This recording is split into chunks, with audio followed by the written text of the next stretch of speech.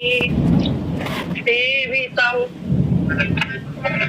सेवितं कपितजम्बो फलचारु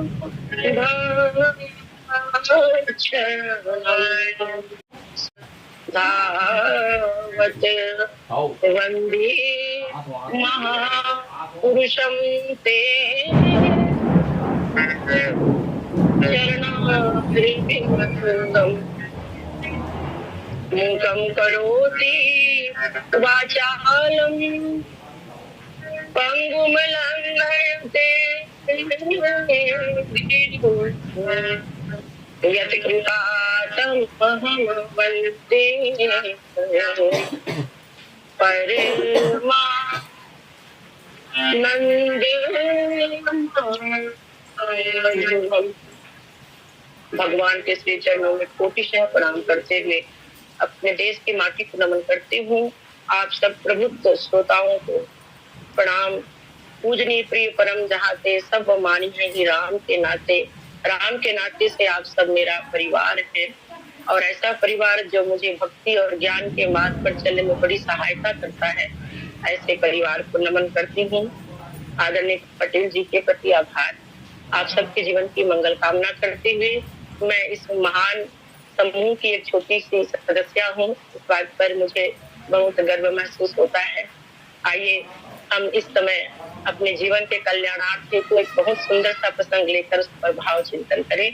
गोस्वामी जी महाराज लिखते हैं, नाथ तवानन सती स्रवत कथा सुधार श्रवण कुटली मन पान करे नहीं आघात मति धीर। नाथ तवानन शशि स्रवत कथा सुधार वीर श्रवण कुटली मन पान करी नहीं आघात मति धीर। गोस्वामी जी महाराज उत्तरकांड दोहा क्रमांक 52 का बहुत सुंदर सा भाव देते हैं कि माता भगवती उमा जो है भगवान शंकर को हाथ जोड़कर कहती है, प्रभु हे नाथ हे मति धीर, आपका मुख चंद्र रघुवीर कथामृत तब पाता है, उसे मेरा मन कर्ण छिद्र रूपी दोनाओं द्वारा पीकर तृप्त नहीं होता। बड़ा ही सुंदर सा प्रसंग, इतना सुंदर प्रसंग प्रसादी के रूप में मुझे मिला है। जब मैंने इस प्रसंग को पढ़ा तो मैं खुद गदगद हो गई। वाह, समझ में आ गया पटेल जी का जो भाव है वो कैसा है और किस भाव से वे कथा सुनते हैं। निरंतर निरंतर भगवान के कथामृत का पान करते हुए जो स्वयं नहीं अघाते हैं, उनके मन के अति निकट ये प्रसंग है। और ऐसा सुंदर प्रसंग, किसी भी कृति की भूमिका, किसी भी कृति का मध्य भाग जो उचित संदेश देता है कि वो क्यों लिखा गया है, का उद्देश्य जाहिर हो जाता है उसके मध्य भाग से। और किसी भी कृति का अंतिम उपसंहार अत्यंत महत्वपूर्ण होता है। विद्यार्थियों को ये समझाया जाता है कि बेटा भूमिका और उपसंहार को बहुत संभाल लेना, तो फिर मध्य भाग में थोड़ी बहुत त्रुटि भी तुमसे हो जाए तो वो संभाल ली जाती है। ये बच्चों को समझाया जाता है। रामचरितमानस में उत्तरकांड, और उत्तरकांड में उपसंहार उन श्रोताओं का, हम जानते हैं कि 4 श्रोता 4 वक्ता, और जो है इस प्रसंग में मन अघा नहीं रहा है, शब्द है। 4 वक्ता 4 श्रोता और एक वक्ता। बोले वक्ता कौन? बोले वक्ता जो है भगवान शंकर हैं, और भगवान शंकर जो है उनसे कथा सुन करके इस प्रसंग की विचित्रता भी बड़ी है कि इस प्रसंग में भगवान शंकर के मुख चंद्र का की उपमा दी गई, मुख को चंद्र की उपमा दी गई है, और कथा को अमृत के सदृश बताया गया है। तो बोले वक्ता ने कथा सुनी, वक्ता ने कथा कही, श्रोता ने कथा सुनी, और सुनने के बाद बोले मोरे मन प्रबोध जेहि हुई। अपने मन को ही कथा सुनाने वाले गोस्वामी जी महाराज अंत में क्या कहते हैं? वो तो यही कहते हैं ना कि मैं जाके कृपा लौलेश ते मति मंद तुलसीदास हूँ, पायो परम विश्राम राम समान प्रभु नाहि कहूँ। परम विश्राम, विश्राम की अनुभूति हो रही है मुझे भगवान के समान दया निधान जा की कृपा, उनके लव मात्र कृपा से एक यमति मंद तुलसीदास में परम विश्राम पा लिया। बोले रामचरितमानस के संहार में गोस्वामी जी की ये हृदय भावना प्रकट होती है। तो माता भवानी उमा जो है वो क्या कहती है, वो यही कहती है कि दोहे में आया है आगे कि मैं कृतकृत भयं अब तव प्रसाद विश्वेश, मैं कृतकृत हुई प्रभु आपके प्रसाद से हे विश्वेश, उपजी राम भगत दृढ़ और बीते सकल कलेश, और भगवान की दृढ़ भक्ति मैंने प्राप्त कर ली है, और मेरे जो क्लेश है समस्त क्लेश पंच क्लेश कहे गए हैं कि समस्त क्लेश जो है वो दूर हो गए। यही कथा का उद्देश्य, यही आप मानस ऋषि राम से एक मानस का उद्देश्य कह सकते हैं। तो यही सुनना क्यों चाहिए, कहना क्यों चाहिए, कहने सुनने का उद्देश्य क्या होना चाहिए। तो बोले यही जो श्रोता जो है अपने आप को कह रहा है सुन लेने के बाद। और इसी बात को अगर हम देखें कि जो है गरुड़ जी महाराज, तो गरुड़ जी महाराज क्या कहते हैं, गरुड़ जी महाराज काकभूषण जी से अपने मन की बात कहते हैं कि गयो मोर संदेह सुने सकल रघुपति चरित, और भयउ राम पद नेह तव प्रसाद बायस तिलक। मेरे समस्त संदेहों का नाश हो गया आज, मेरे समस्त, और भयउ राम पद नेह, भगवान के पदों से मुझे नहीं होगा। ठीक वही बात उपजी राम भगत दृढ़, श्री भगवती उमा जी कहती है, वही बात जो है वो कौन कहते हैं, गरुड़ जी भी कहते हैं। और गरुड़ जी तो केवल बोले आश्रम का दर्शन करके ही, भुसुंडी जी महाराज के आश्रम का दर्शन करके उनके समस्त विकारों का नाश हो, केवल दर्शन मात्र से। क्यों? समस्त विकारों का नाश करने की क्षमता किसमें है? कथा अमृत कैसे है, कथा अमृत कैसे है, इस भाव से इससे सुना भगवती उमा ने कि उन्हें लग रहा है कि ये तो अमृत है, कथा तो अमृत है। वैसे हम जानते हैं अयोध्या कांड में एक दोहा आता है, सुनिय सुधा देख ही गरल सब कर तोति कराल, जहाँ तहाँ काक उलूक बक मानस सत्रीत मराल। तो स्वामी जी महाराज कहते हैं कि हमने तो सुधा के बारे में सुना है, अमृत के बारे में सुना है, देख है ये गरल, लेकिन विश्व को हमने सब करतूत की कराल, बोले कराल भयंकर स्वरूप में जहाँ तक देखा है, जब तक काक उलूक बक, काक और उलूक और बक बबुला, बोले इनके सर्वत्र दर्शन होते हैं, पर मानस सकृत मराल, पर बोले मान हंस तो मान सरोवर में खाए जाते हैं, यही हंस बनकर मराल बनकर शिव जी कथा सुनने जाते हैं वो सुनने जी के पास। तो बोले अमृत तत्व जो है वो तो अमृत जो है वो सुना हुआ है, देखा हुआ नहीं है। और बोले आज उस अमृत का पान करते हुए आधा नहीं है भगवती उमा।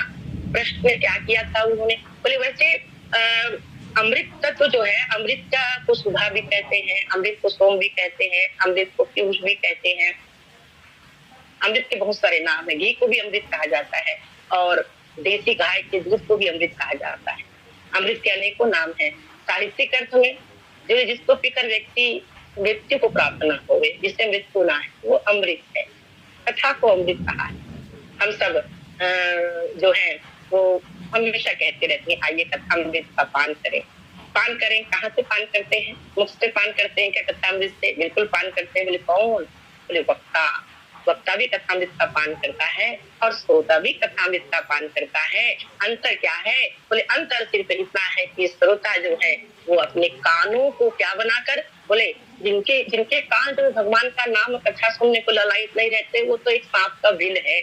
और बोले जो सुनना चाहते हैं वो क्या है? बोले कान को ही मानो दोना के रूप, दोना बना करके इसी में उस अमृत को डालते रहते हैं लेकिन कभी आधाते नहीं है। तो बोले ये अमृत, वैसे पौराणिक कथा के अनुसार हम जानते हैं, पौराणिक कथा के अनुसार चंद्रमा जो है वो सुधा का संबंध है चंद्रमा से। बोले जब समुद्र मंथन हुआ, अमृत तत्व की प्राप्ति हुई, अमृत की प्राप्ति हुई। बोले अमृत की प्राप्ति हुई, उस कलश को चंद्रमा को दिया गया संभालने की। चंद्रमा जो है वो कुछ बूंदे छलका गया, थोड़े थोड़े बूंदे। बोले वो 4 बूंदे गिर गई धरती में, और बोले वो धरती में वो 4 बूंदे गिर गई जो हम कुंभ के रूप में जानते हैं। और अभी तो 166 साल बाद महाकुंभ का आनंद लिया है हम सब ने। तो बोले वो नासिक में और उज्जैन में और हरिद्वार में और प्रयागराज में 4 बूंदे गिर गई, और करोड़ों की संख्या में लोग पहुंच जाते हैं उस अमृत को पाने के लिए। करोड़ों की संख्या में क्यों जा रहे हो भाई? अभी तो इतनी तकलीफ में गए हैं लोग, इतने किलोमीटर पैदल चले, क्यों जा रहे हो भाई? क्यों जा रहे हो? बोले उस अमृत की तलाश में जा रहे हैं। उस चंद्रमा के द्वारा जो कुछ अमृत बूंदे छलक गई थी, वो सुधा देवताओं के पास अमृत वहां पर है। भगवान ने खुद मुक्त हस्त से वितरण किया अपने विष्णु मोहिनी रूप में। बोले वो सुधा, उस सुधा में, उस अमृत में ऐसा क्या है? उस अमृत में क्या है कि बोले क्षीणे पुण्य मृत्यु लोक शांति, वहाँ स्वयं ही वहाँ जो देवता गण भोग कर रहे हैं। बोले क्या? बोले वो निरंतर जो है भोगों की आसक्ति है, ऊंच निवास नीच करतूती, देख ही न सकती पराई विभूति, भोगों में आसक्त रहते हैं। तो वो अमृत जो हमारे विकारों का नाश नहीं कर सकता, जो हमें स्थायी सुख प्रदान नहीं कर सकता, जो हमें परम आनंद नहीं दे सकता, जो हमें, बोले एक व्यक्ति अमृत ढूंढते, ये बात कई लोग जो है वो क्या बोलते हैं, जोड़ते हैं उससे भी, नेपोलियन से भी जोड़ते हैं इस कथा को कई लोग। तो बोले पहुंच गया, और पहुंचने के बाद जो है उसने अमृत खोज भी लिया, और खोजने के बाद बोले जिस गुफा में उसे अमृत कलश मिला, उस लाइट होकर अमृत कलश को पकड़ने ही वाला था कि इतने में एक जर्जर सी आवाज आई, एक एकदम नितांत क्षीणकाय और नितांत जर्जर और काय शरीर वहां पर पड़ा हुआ था, कंकाल मात्र जिसमें अवशेष रह गया था। बहुत धीरे धीरे आवाज रुको भाई रुको, इस अमृत कलश को हाथ में लगाओ। उसने पलट कर देखा, अरे आपकी ये दशा कैसी होगी? बोले मेरी ये दशा इस अमृत के पीने के ही कारण, मैंने इस अमृत का पान कर लिया, और इस अमृत के पान करने से क्या हो रहा है? बोले इस अमृत के पान करने से अब मैं रो रो कर गुहार लगा रहा हूँ कि मुझे मृत्यु मिल जाए। शरीर अपने अवस्था में तो प्राप्त होता जा रहा है, प्राप्त हो जाए प्रकृति के गुणों के अनुरूप, प्रकृति के करतूत के अनुरूप, प्रकृति के कृत्य के अनुरूप सहज ही, लेकिन मुझे मृत्यु प्राप्त नहीं हो रही है ना भाई, इससे हाथ मत लगा। तो ऐसे अमृत को पाकर हम क्या करेंगे? ऐसे अमृत, हमारे विकार हमारे अंदर जीव को क्यों है? राम कृपा नासे सब रोगा, कृपा से जो रोग समाप्त होते वो मानसिक रूप को लिए फिरे हम, मन बुद्धि अहंकार सब मलिन, सब विकारों से ग्रस्त अमृत का पान करने क्या होगा? क्या प्राप्त होगा हमें? बोले तो फिर अमृत क्या है? अमृत क्या है? किसे अमृत कहा जाना चाहिए? बोले अमृत तो उसे ही कहा जाना चाहिए। बोले अश्वत्थामा से पूछो, काल के अवरुद्ध हो जाने के कारण काल सीमा, जिसके काल स्पर्श नहीं कर सकता, उसके माथे पर घाव, किस पीड़ा से वो गुजर रहा है। तो बोले फिर बोले अमर होना, तो अमर जब तब हो हम, बोले जब न शरीर कभी बूढ़ा हो, न कभी बोले मन जो है वो युवा बना रहे। अब किस तरह का युवा बना रहे? बोले जा प्रभु रंगत जादू कोई योगी, जिसमें भक्ति जो है जिसके अंदर है वो युवा बना रहता है हमेशा। और बोले जब व्यक्ति पूर्ण स्वस्थ हो जाए, बोले मन से पूर्ण स्वस्थ हो, शरीर चाहे, बोले सोई पावन सोई सुगत शरीरा, जो तनु पाई भजई रघुवीरा। तो बोले भगवान की भक्ति मिल जाए, बोले अब भगवान की भक्ति जो है प्राप्त हो जाए, और उसके बाद बोले तो बोले क्या है? बोले भक्ति ही सुधा है, भक्ति ही अमृत है, प्रेम ही अमृत है। प्रेम अमी मंदर बिरा भरत पयोधि गंभीर, मति प्रगटे सुरसाधु कृपा सिंधु रघुवीर। बोले प्रेम अमी, प्रेम अमृत है। वो प्रेम किससे? बोले यही कि भाई जब भगवती उमा भगवान शंकर से कहती हैं, जो पर प्रसन्न सुपरा, जो पर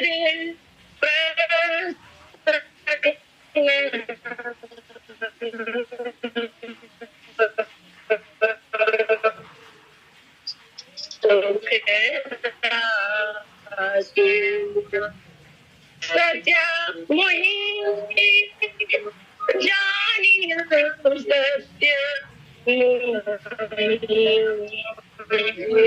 दासी तो प्रभु मोर हरहु अज्ञाना तो प्रभु मोर हरहु अज्ञाना कही रघुनाथ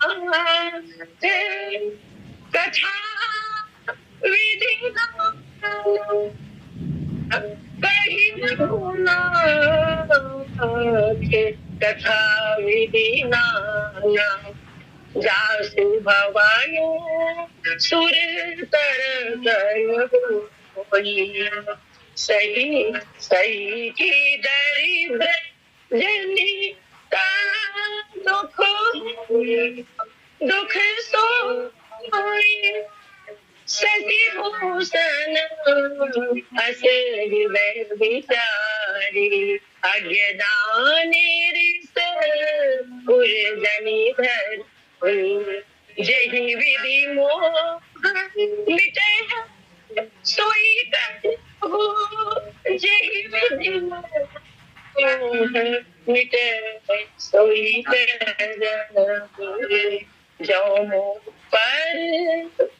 जो मुँह पर प्रसन्न सुख राशि जानिए सत्य मोह निज दासी। तब क्या करूं प्रभु? तो प्रभु हरहु मोर अज्ञान अज्ञान विषय कही रघुनाथ कथा विधि नाना। अज्ञान के कारण व्यक्ति किस किस पाप को जीवन में प्राप्त करता है, कौन कौन से क्लेश भोगता है। तो बोले इसलिए प्रभु जासु भवन सुरतर तरु कोई, जिसका घर ही बोले कहाँ हो, बोले कल्प तरु के नीचे हो। तो प्रभु शशि भूषण, शशि को भूषण के रूप में धारण करने वाले प्रभु हृदय में विचार कीजिए और मेरे समस्त भ्रम को, अज्ञान को और मोह को और संदेह को हर लीजिए।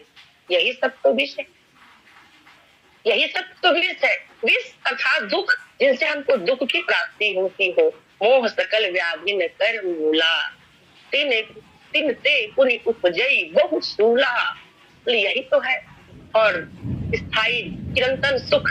बोले लेकिन बोले कल्प वृक्ष के नीचे मैं बैठी हूँ, वो मेरे घर में है, मेरा भवन ही उसके नीचे बना हुआ है। क्योंकि बोले भगवान शिव, और भगवान शिव बड़ी विचित्र बात है कि भगवान शिव के बोले भगवान शिव तो क्या करते हैं, बोले नाम प्रभाव जान सेवनी को काल कोट फलु दीन में को। नाम प्रभाव जान शिवनी को काल कूट फलु दीन अमी को। भगवान ने विश्व को धारण किया, भगवान शिव ने जिस मुख से। इस प्रसंग में क्या कहते हैं कि नाथ तवा नाथ तवा नाथ नाथ आनंद सत्य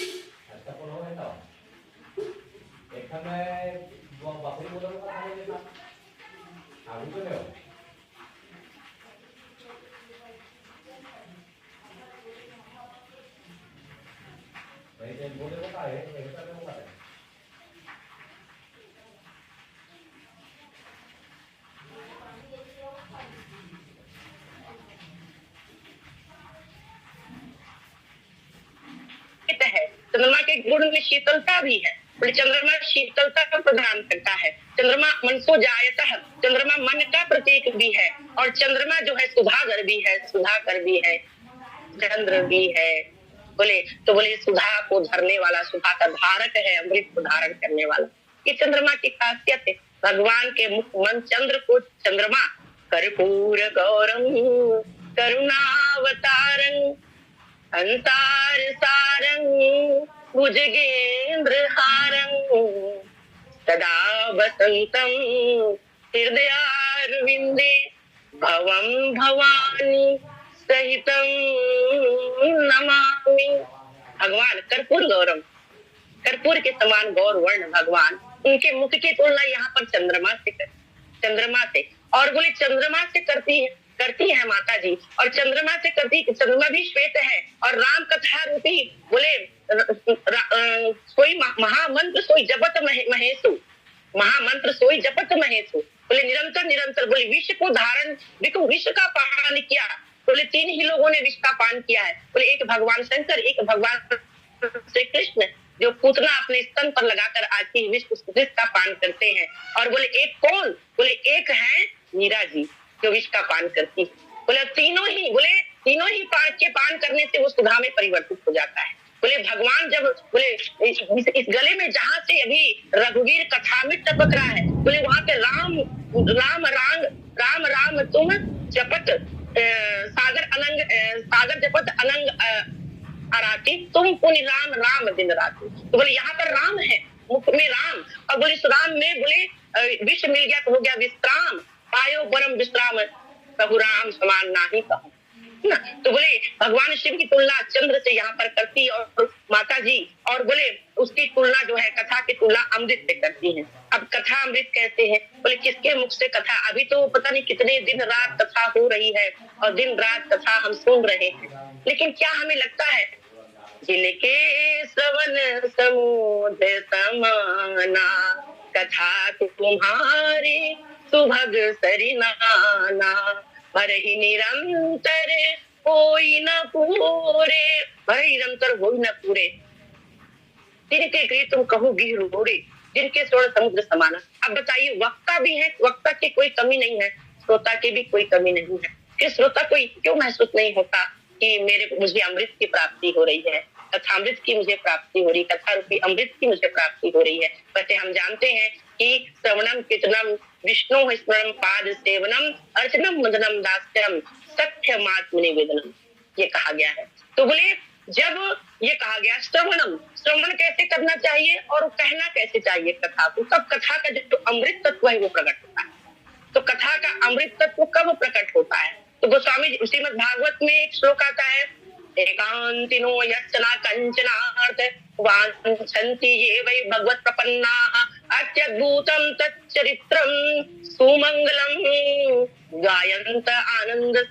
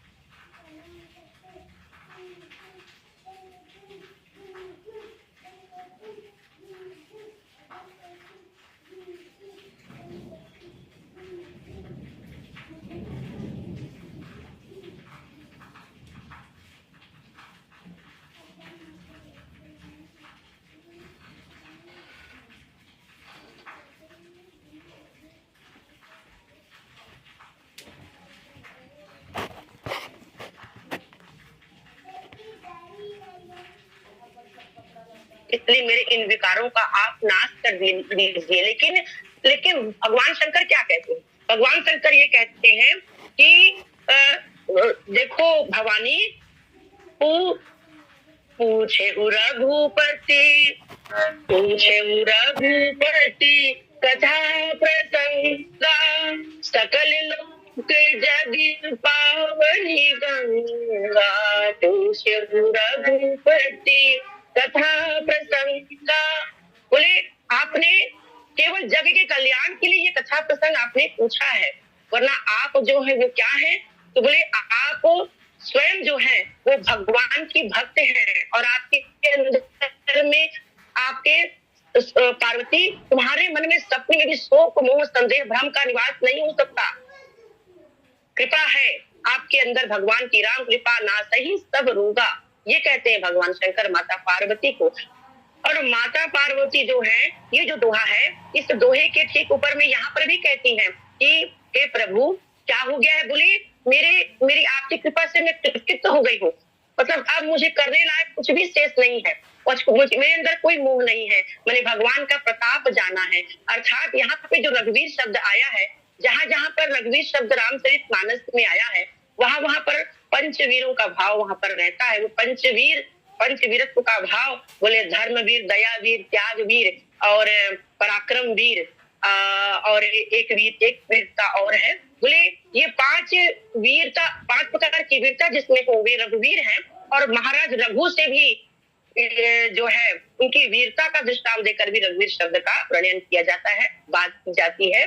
और इस प्रसंग के बोले मैंने कानों से अमृत कथा जो है वो अमृत के रूप में मानो लग रही है माता भवानी को, मानो अघा नहीं रहा है, मन अघा नहीं रहा है। और मन अघाता कैसे नहीं है, इसके बाद की पंक्ति आई है। बोले क्या पंक्ति आई है, बोले रामचरित जे सुनत अघाही, रस विशेष जाना तिन नाही। रामचरित्र को सुनकर जो अघा जाते हैं उन्होंने तो उस विशेष रस का पान ही नहीं किया। वो कौन सा रस है, गोस्वामी जी महाराज कहते हैं कि जो मही राम लागते अति नहीं थे, तो सट रस अनरस नवरस हो जाते अति सीखे। ये अलग बात है कि बोले रामचरितमानस को बोले समान जन मनोरंजन के उद्देश्य बुद्ध विश्राम सकल जन रंजन ही करता है। लेकिन बोले जिनको इससे वो रस जो कैसे है, बोले विषयों के रस कैसे हैं, बोले जो श्रृंगार आदि जो नौ रस हैं, उन नौ रसों में बोले व्यक्ति जो है वो अघा ही जाएगा, तृप्त तो हो ही जाएगा। ये अलग बात है कि विषय वारी मन मीन मन होत कबहु पल एक, कि मन जो है निरंतर विषयों में ही लीन रहता है। इन रसों में जब तक वो कभी एक का, कभी दूसरे का, कभी तीसरे का, इन रसों में जब तक वो डूबा रहता है, जब तक डूबा रहता है, बोले जब तक कि उस विशेष रस का उसको स्वाद नहीं मिल जाता।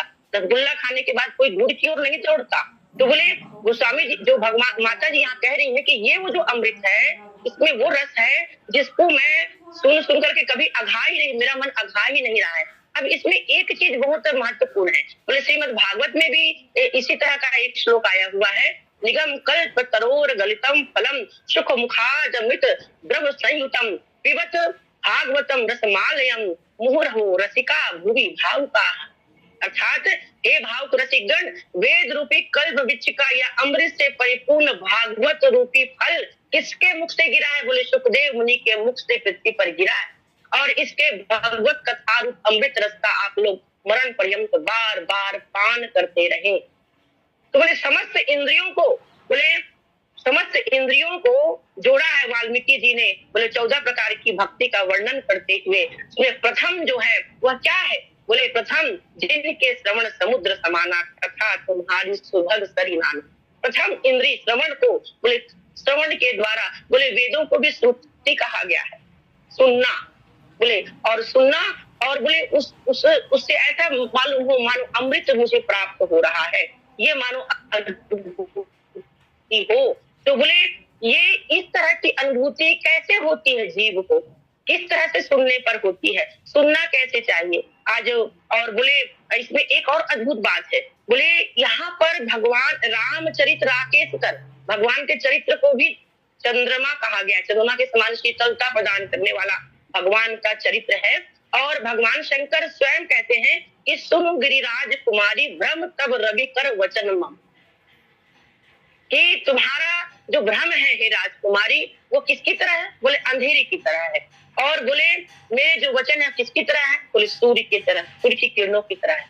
जब सूर्योदय होता है तो सूर्य की किरणें जब पड़ती हैं, बोले धरती पर तो अंधेरा पूरी तरह गायब हो जाता है। जहां पर सूर्य का प्रकाश है वहां कभी अंधेरा रह नहीं सकता। जहां सूर्य के प्रकाश का अभाव हो वही अंधेरा है, अंधेरे का अपना कोई अस्तित्व होता नहीं। तो बोले वहां पर ये तुलना की गई। और बोले यहाँ पर भगवान शंकर के मुख की तुलना जो है वो चंद्रमा से की गई और उनके वचन की तुलना अमृत से की गई है। मानो चंद्रमा अमृत टपका रहा है, अमृत की वर्षा कर रहा है चंद्रमा जो है। और वो चंद्रमा जो है तो बोले क्यों, बोले यहाँ पर स्वयं माता जी कहती हैं, क्या कहती हैं कि तब कर अस विमोह अब नाही, बोले मेरे मुंह अब नष्ट हो गए प्रभु, मेरे मुंह अब नष्ट हो गए हैं। और बोले तो मोह किससे नष्ट होता है, बोले ज्ञान होने से मोह नष्ट होता है। तो जब ज्ञान होने से मोह नष्ट होता है तो उसके बाद फिर कथा आवश्यकता है। जब मोह सकल व्याधिन कर मूला, जब सब आधार है, जड़ है, तो फिर उसके बाद कथा क्यों सुनना चाह रही हो, उसके बाद कथा में क्यों प्रेम कथा क्यों सुनना चाहती हो, बोले इसलिए क्योंकि इनका कभी मन नहीं आ रहा, मन तृप्त नहीं हो रहा। मन ये मृष्या नाम कारणम बल मुख्यो बंधाए विषया सत्तम मुक्ते निर्विषयम स्मृतम। मन जो है तृप्त ही नहीं हो रहा है उस रस से। तृप्ति नहीं हो रहा है, तृप्ति नहीं हो रहा। इसलिए अर्थात ज्ञान प्राप्त होने के बाद भी बोले जीवन में कथा सुननी चाहिए। कथा सुनते हैं बोले कौन लोग? बोले जीवन मुक्ति महा, जीवन मुक्त महामुनि जेऊ, हरि गुण सुनहि निरंतर सेऊ। इसलिए जो जीवन मुक्त है वो भी निरंतर हरि हरि की कथा सुनते हैं, जो जीवन मुक्त है। बोले ज्ञान प्राप्त होने के बाद, बोले ज्ञान प्राप्त होने के बाद ज्ञान किस धरती पर टिका? ज्ञान प्राप्त होने के बाद बोले ज्ञान तो वो है भैया, बोले जो ज्ञान प्राप्त होने के बाद भी व्यक्ति गिर सकता है। या जे ज्ञान मान मत कहो हर नहीं भक्ति ना आदर। बोले ज्ञान प्राप्त होने के बाद भी व्यक्ति के गिरने की परम संभावना है, परम संभावना, और गिरता ही है व्यक्ति। तो बोले ज्ञान किस पर टिका रहता है जब व्यक्ति का पतन नहीं होता? बोले ज्ञान का आधार तो भक्ति ही है। और बोले भक्ति तो बोले ये श्रवणम, बोले भगवान कथा को सुनना, निरंतर सुनना क्या है? बोले हरि भगति मुनि दुर्लभ, हरि भगति नर पावहि बिनहि प्रयास, जे हरि कथा सुनहि निरंतर मन ही मान विश्वास। भगवान की भक्ति उसे प्राप्त हो जाती है, जो विश्वास पूर्वक भगवान की कथा सुनता है उसे प्राप्त हो जाती है। तो कथा का ये फल, बोले माता जी ये कहती है। बोले यहाँ पर बोले क्योंकि इसलिए यहाँ पर बोले पहले भगवान शंकर के वचनों को सूर्य कहा गया, सूर्य की किरणें कहा गया, बोले और जिससे अंधेरा छट गया। लेकिन अभी यहाँ पर भगवान के मुख को चंद्रमा और उनके वचनों को अमृत कहा गया, चंद्रमा से उसकी तुलना की गई। क्यों? बोले उसके बाद ज्ञान प्राप्त हो जाने के बाद भी बोले ज्ञान जो है भक्ति के बुझातल पर टिका रहता है। बोले जाने बिना न होई प्रतीति, विदु प्रतीति होई नहीं प्रीति, प्रीति बिना नहीं भगत जहाई जी में तदगति जल के चिकनाई। अब बोले और फिर हृदय को शीतलता प्रदान करता है, हृदय को शीतलता प्रदान करता है। तो उस अमृत में ये शक्ति नहीं, इस अमृत में ये शक्ति है। इस अमृत का इसलिए कथा अमृत कहा गया। कथा एक और है, ब्रह्म पयोनिधि मंदर ज्ञान संत सुर आई, कथा सुधा मत काढ़ी भगति मधुरता जा। बोले ब्रह्म वेद का मंथन करके जो है संत गण देवता के स्वरूप में बोले उसका मंथन करते हैं और क्या निकालते हैं? बोले कथा रूपी अमृत निकालते हैं। और उस कथा रूपी अमृत का पान करके जो है जिसमें किसकी मधुरता है? बोले इसमें भक्ति की मधुरता है। अर्थात जिनके हृदय में भगवान से प्रेम है, दृढ़ प्रेम, वही व्यक्ति जो है कथा सुनेगा तो उसको लगेगा कि मेरे श्रवण पुट से मानो जो है अमृत अंदर जा, अमृत अंदर। यहाँ पर मतिधीर शब्द का प्रयोग हुआ है, मतिधीर में नहीं अगात मतिधीर। मतिधीरता, मतिधीर शब्द का वास्तविक अर्थ क्या है? बोले मतिधीर का वास्तविक अर्थ तो ये है कि माने जो गीता, श्री गीता में अध्याय 2 में कर्मयोग की भगवान ने चर्चा की, वहां पर स्थित प्रज्ञ की चर्चा उन्होंने की है। और भगवान जो है कृष्ण जो है वो अर्जुन से कहते हैं कि प्रजाति यदा कामान सर्वान पार्थ मनोगतान आत्मन्यवात्मना तुष्टः स्थित प्रज्ञस्त दोच्यते। भगवान बोलते हैं कि अर्जुन, जिस काल में यह पुरुष मन में स्थित संपूर्ण कामनाओं को भली भांति त्याग देता है और आत्मा में ही संतुष्ट रहता है, उस काल में वह स्थित प्रज्ञ होता है। और ब्रह्म जीवन मुक्त ब्रह्म पर चरित्र सुनहि तज ध्यान, जे हरि कथा न करहि रति तिनकी ही पासान। जो ब्रह्म का आचरण करते हैं, ब्रह्मनिष्ठ है, ब्रह्मवेत्ता है, जीवन मुक्त ब्रह्म पर वो भी ध्यान को जजकर भगवान की कथा का निरंतर श्रवण करते हैं। हम जानते हैं कि गीता के अंतिम अध्याय में बोले अपनी, जिस तरह यहाँ पे माता कहती है कि मेरा मोह नष्ट हो गया, जिस तरह गरुड़ कहते हैं कि मेरा मोह नष्ट हो गया, उसी तरह गीता श्रवण के बाद जो है वो अर्जुन कहते हैं, क्या कहते हैं कि नष्टो मोह स्मृति लब्धा तत्प्रसादान मया चितोस्मि गत संदेह करिष्ये वचनम तव। हे अच्युत, आपकी कृपा से मेरा मोह नष्ट हो गया और मैंने स्मृति प्राप्त कर ली है। अब मैं संशय रहित होकर स्थित हूँ और आपकी आज्ञा का मैं पालन करूंगा। स्थित प्रज्ञ को ही मतिधीर कहा जाता है।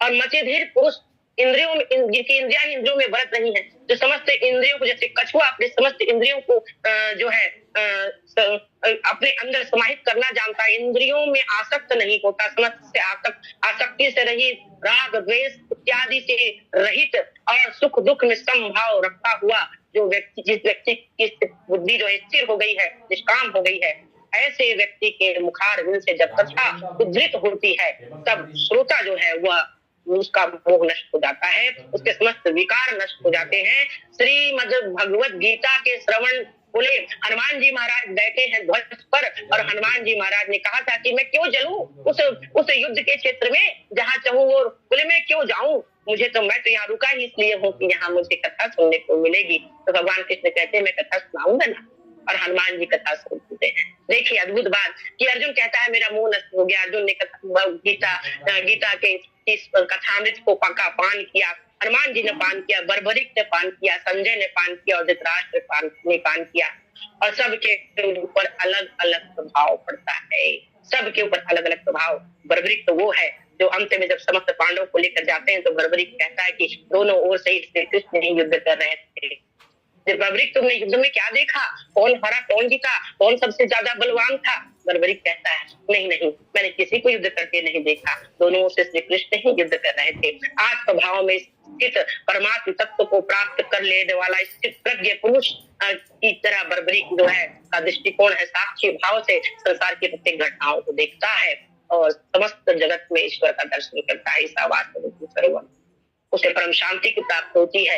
अर्जुन को परम शांति की प्राप्त होती है कथा सुनने के बाद, और बोले वो अघाता नहीं है, और बोले लेकिन धृतराष्ट्र ठीक उल्टी प्रतिक्रिया होती है मेरे मन की। संजय जो है भगवान के भक्त है, इसलिए परम शांति को प्राप्त होते हैं। और हनुमान जी महाराज को ज्ञानी नाम अगर बोले हनुमान जी महाराज को पूछ मत, तो बोले ज्ञान प्राप्त हो जाने के बाद भी परम ज्ञानी जीवन मुक्त ऋषि भी जो है क्या करते हैं, भगवान का चरित्र सुनते हैं, क्योंकि उनका मन कभी अघाता नहीं है। बोले कभी अघाता नहीं उससे। ये विशेष रस को कौन सा रस है? बोले रसो वही सह, बोले वह ब्रह्म रस ही विशेष रस है जिसका स्वाद एक बार चख लेने के बाद उससे कभी अघाते नहीं। सूत शौनकादि ऋषि इत्यादि बोले निरंतर कथा का श्रवण और मनन करते हैं। आप सबको प्रणाम करते हुए समय पूर्णता की ओर है। आदरणीय पटेल जी को आशीष वचन के लिए यह पटल सौंपती हूँ। बोलिए नतन सिया रामचंद्र की जय। बोलिए सिया रामचंद्र की जय। बहुत बहुत धन्यवाद आदरणीय निशा मैडम जी। आदरणीय जान मुझको इसलिए कहता हूँ कि आदरणीय शब्द तो होता ही नहीं है, आदरणीय नहीं है वो। नाथ तवानंद सचिव कथा सुधार पर भगवान के कथा सुनने का आपके द्वारा कुछ शास्त्रीय ढंग से प्रमाण से किया गया। बहुत बहुत धन्यवाद। माता पार्वती कहती है कि शशि कर सम सुनी गिरा तुम्हारी, मिटा मोह सरदा तुम्हारी, तुम कृपाल सब संशय हरे, राम पुरुष जानी मुझको।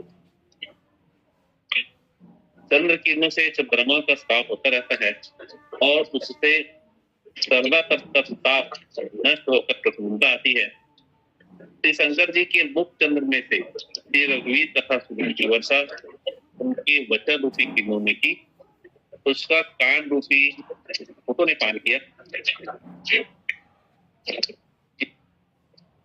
मूल भाव की चर्चा आपके द्वारा की जा रही थी, कथा सुनने का महत्व और पुनि प्रथमों